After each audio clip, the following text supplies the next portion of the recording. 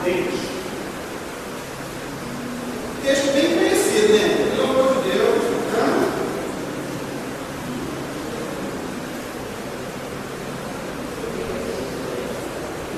Quero ler para os irmãos até o 10. Posso ler? Os irmãos acharam de nome? Moisés e a sarça deles. Apacentava Moisés o rebanho de Jetro, seu sogro, sacerdote de Midian, e levou o rebanho para trás do deserto e chegou ao Horebe, o monte de Deus. Apareceu-lhe o anjo do Senhor numa chama de fogo no meio de uma sarça. Moisés olhou e viu que a sarça ardia no fogo, mas a sarça não se consumia. Então disse consigo mesmo: agora me virarei para lá e verei essa estranha visão. E por que a sarça não se queima? Vendo o Senhor que se virara para ver, bradou Deus a ele no meio da sarça: Moisés, Moisés. Respondeu ele: eis-me aqui. Continuou Deus: não te chegues para cá, tira a sandália dos pés, pois o lugar que estás é terra santa. Disse mais: eu sou o Deus do teu pai, o Deus de Abraão, o Deus de Isaque e o Deus de Jacó. Moisés escondeu o rosto porque temeu olhar para Deus.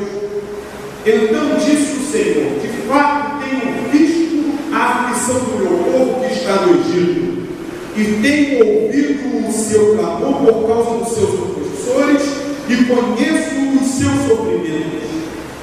Por isso desci para livrar das mãos dos egípcios e para fazê-los subir daquela terra para uma terra boa e espaçosa, para uma terra que mana leite e mel, o lugar do cananeu, do Eteu, do amorreu, do ferezeu, do heveu e do jebuseu.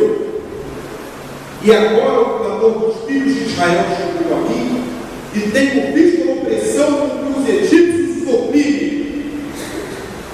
Versículo 10: vem agora, e eu te enviarei a Faraó, para que tires do Egito o meu povo, os filhos de Israel. Você crê que essa palavra é verdadeira? Então feche os seus olhos juntamente comigo. Senhor, nós te louvamos por essa palavra. Senhor, nosso coração se alegra simplesmente com a leitura. O teu Espírito já começa a falar ao nosso espírito e o nosso coração começa a pulsar mais alegremente, Senhor. Senhor, nós te louvamos porque esse texto foi preservado pelo teu Espírito, e esse mesmo Espírito nós pedimos nessa noite que nos ajude a meditar nessa palavra, a fim de que possamos ser orientados por ela, edificados por ela, conduzidos por ela, alimentados por ela. Fala conosco pela tua palavra nessa noite e glorificaremos o teu nome. Amém. Podemos tomar assento.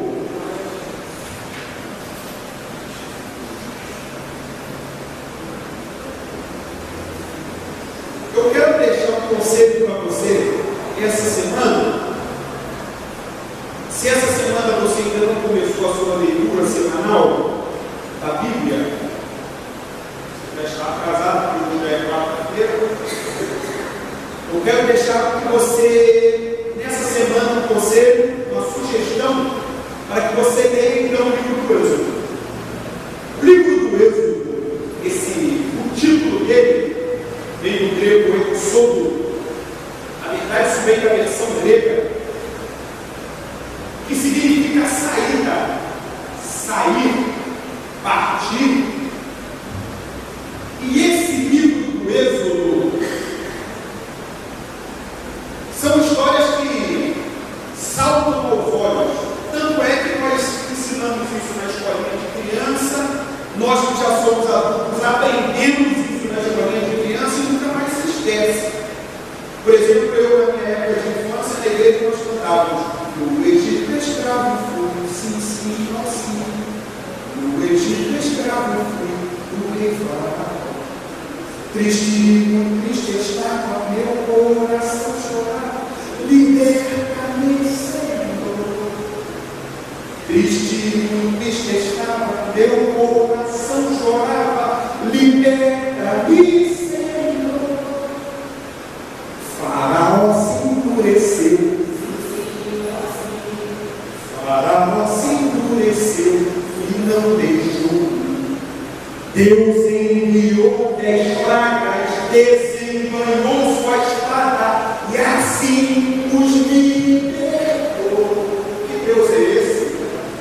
Deus enviou 10 pragas, desembanhou sua espada e assim os libertou. Aí é essa parte que eu mais gostava.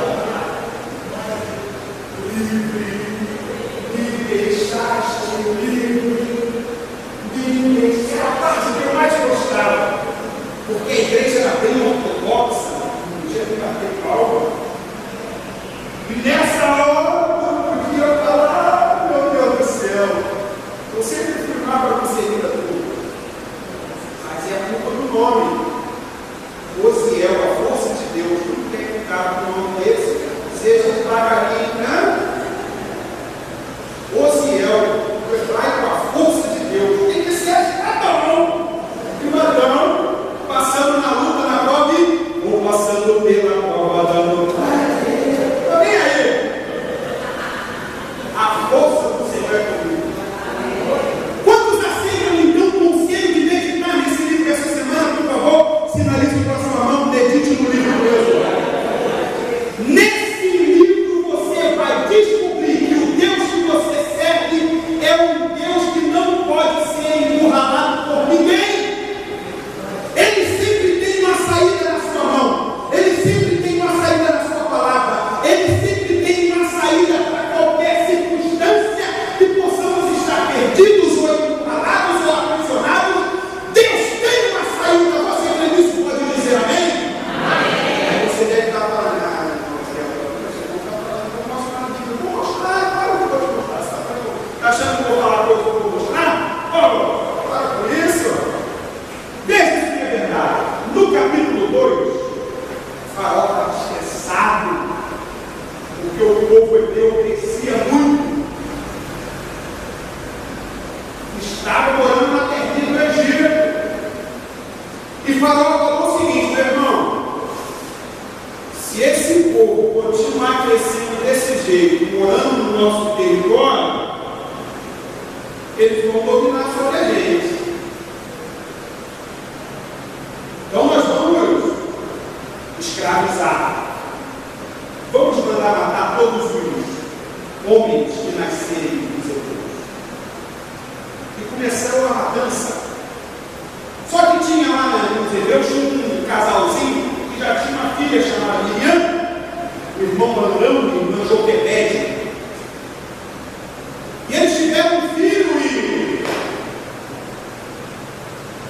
era homem. E a ordem do rei era Serol, só que o escritor aos Hebreus, no capítulo 11, se não me falha a memória, no versículo 23, diz que Joquebede e Arão, percebendo que o garoto era bonito, formoso, escondeu ele durante 3 meses. Veja como Deus tem uma saída. Deus sempre tem alguém corajoso para lutar contra a fúria do inimigo. Tinha um montão de gente deixando matar seu primar. Deus preparou Arão, Joquebede, para guardar um garoto bonitinho, para ser o libertador de Israel.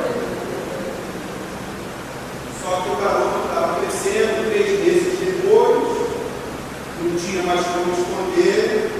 Diz o texto da Escritura que o Joquebede preparou um cesto e com túnica que não ficasse água, que desse, colocou ali a criança e o rio foi levando. Até que a criança chegou e a filha do faraó se banhava. Olha como Deus tem uma saída. E a filha do faraó não podia ter filhos. E ela queria um filho. Olha que água no rio para ser o filho do pai dela. Veja como Deus tem saída. O filho de todo mundo morrendo, mas quando você acredita que Deus pode fazer, o seu não vai morrer.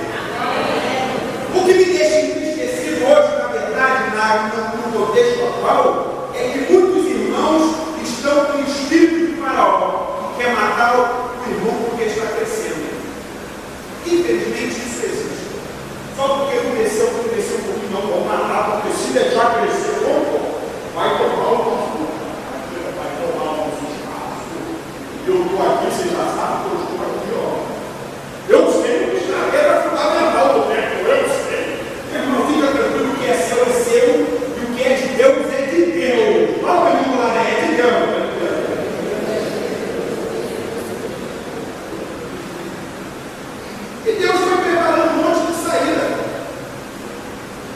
o povo do Egito porque preparou saída. Quando chegou na frente do mar vermelho, não tinha saída. O que Deus fez?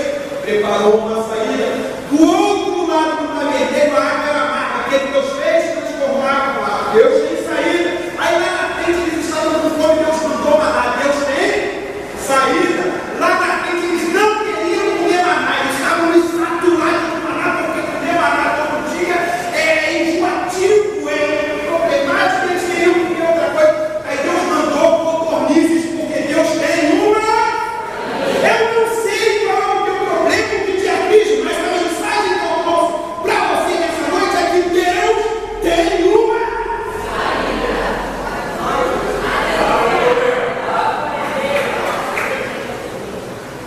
O problema é que a gente não sabe quando Deus vai mostrar essa saída.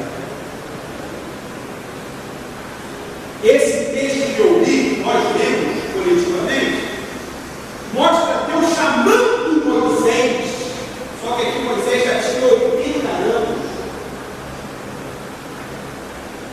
E Moisés, com 40, ainda morava no Egito.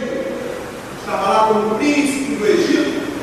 E ele tentou fazer justiça com a sua mão quando ele viu o egípcio maltratando os hebreus. Ele foi lá, matou o egípcio. E no outro dia, quando ele viu 2 hebreus brigando entre si, ele quis ajudar os hebreus e eles falaram: quem constituiu o juiz sobre nós? Aí ele perdeu e fugiu. Com 40 anos de idade, Moisés achava que estava na hora de Deus agir em favor do povo. Moisés estava achando o seguinte na cabecinha dele: poxa, eu estou aqui, estudei no Egito, eu sou príncipe do Egito, eu tenho alguma influência assim, eu vou usar a minha influência para agir. E não é assim que a gente pensa. Quando a gente fica, eu tenho uma solução, a gente não consegue resolver o problema. Não tenho uma solução. Tem gente que está sempre com uma solução na manga. Na manga da. Não tem aquela história de guardar uma carta na manga? O pessoal fala. Tem crente assim também. Ele não acredita em Deus, ele não espera por Deus, porque ele sempre tem um truque, um passe de mágica que vai trazer uma solução para ele. O problema é que tem horas, tem momentos na nossa vida que as cartas da manga acabam. Aí é você, Deus, no deserto como estava Moisés. Deus tirou Moisés de onde ele se sentia poderoso e colocou onde ele se sentia frágil, dependente de Deus. Alguns estudiosos dizem que Moisés viveu 120 anos, isso realmente no livro de Deuteronômio vai ser. Aí eles dividem a vida de Moisés em 3 fases. Os primeiros 40 anos, Moisés foi criado no Egito pensando que era alguém. Os segundos 40 anos, que foi até os seus 80, ele ficou no deserto aprendendo que ele não era ninguém. E os últimos 40 anos, ele passou aprendendo que Deus é tudo. E é nesse momento que Moisés está lá atrás do deserto, não tinha poder, não tinha influência, não tinha conhecimento, não tinha conchavo, não tinha padrinho, não tinha nada, e é lá que Deus chama ele. E eu cheguei à conclusão, é sobre isso que eu quero meditar nos irmãos dessa noite, que a hora que para nós parece oportuna para Deus agir, nem sempre é. E quando nós achamos que não dá para Deus fazer nada, é a hora que Ele nos chama para fazer alguma coisa. Moisés estava califado, nós vemos, ele estava apacentando as ovelhas do seu sogro Jetro. Ele não tinha nada, a única coisa que ele tinha era uma esposa, Zípora. E nessa hora Deus chama ele. Sinceramente, tanta hora para Deus chamar, tanto momento bom nos 40 primeiros anos, Deus deixou para chamar quando ele estava totalmente atolado no seu problema. E veja se não é isso que acontece conosco. O autor do hino 126 da Alfa Cristã, ele até fala isso. Você conhece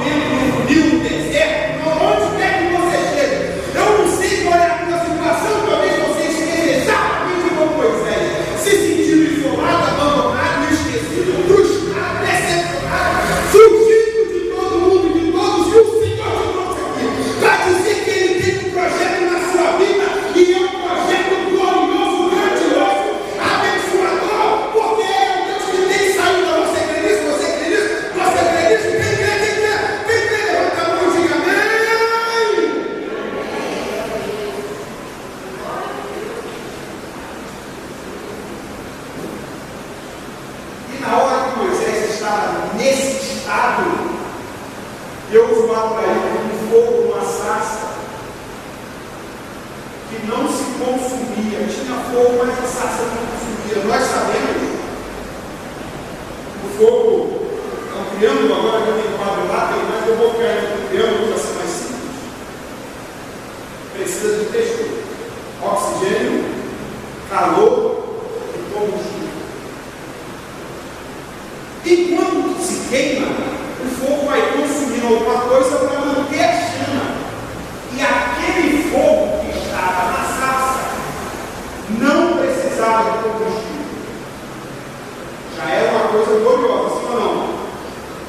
Mas mais glorioso do que isso é que nós estamos falando de muitos tempos atrás, muitos anos atrás, onde o fogo já era uma coisa gloriosa.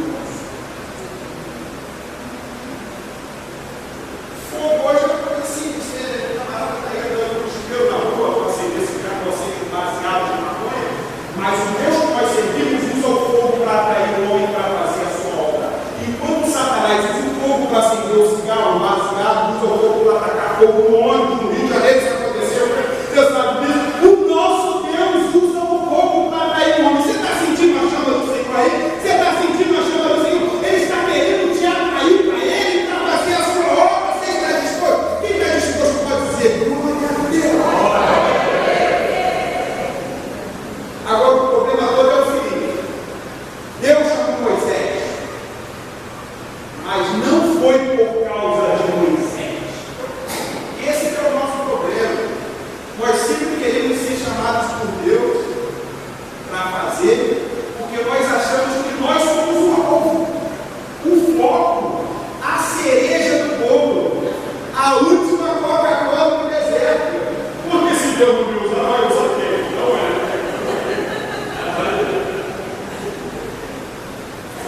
Só que Deus baixou a bola de Moisés. Deus falou: ó, estou descendo aqui, eu sou o Deus de Abraão, Isaac e Jacó. Eu vou te usar, mas eu já usei Abraão, Isaac e Jacó. Eu vou te usar e vou usar outro que vier depois de você.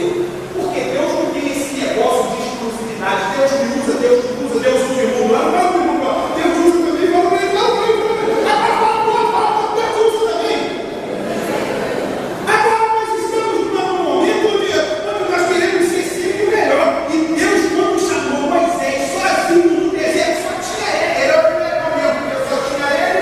E ele era o melhor, mas mesmo assim Deus falou: ó, pode baixar a bola, fica na moral, não sabe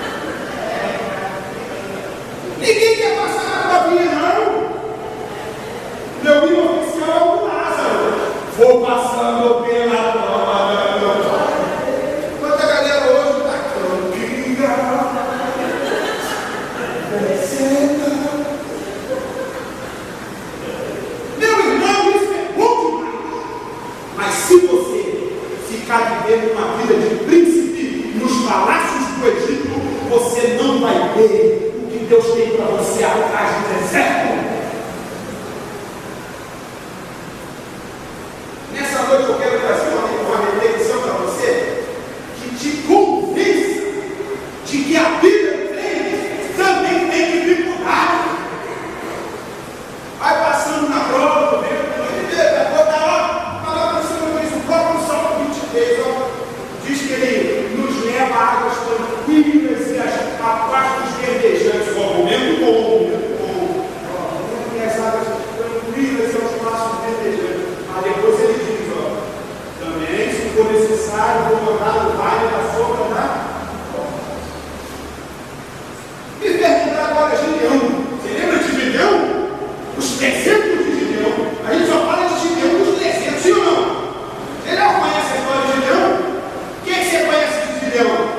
Que ele